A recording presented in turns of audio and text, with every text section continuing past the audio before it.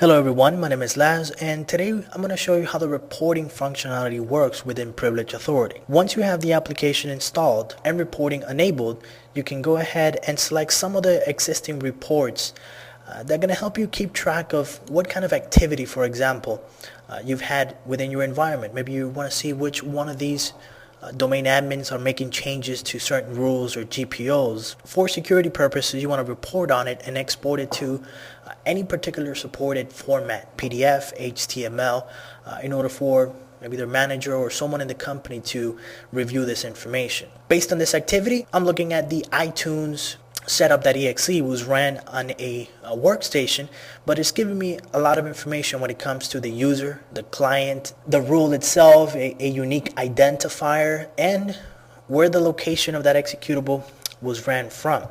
So that way, if you need to go back and see, well, I want to know any kind of activity, you can run this report paired with, well, what kind of deployed privileges do I have throughout my environment? And as you can see at the top here, you have several sorting criterias, such as any kind of rule name that exists. If you're looking for a particular unique identifier, you can select any single one of those options. But I'm going to generate the report simply because I want to see every single one of those rules and what kind of utilization I've had within the last couple of days or so. So for this example, well, I have two created rules. One edits their host file and the other one allows a basic user to install iTunes. Computers that are taking advantage of this rule and how many times it was used. So maybe this is a security violation, maybe it's not on the environment, but you can also grab this information from the reporting. And finally, some of the rules configuration.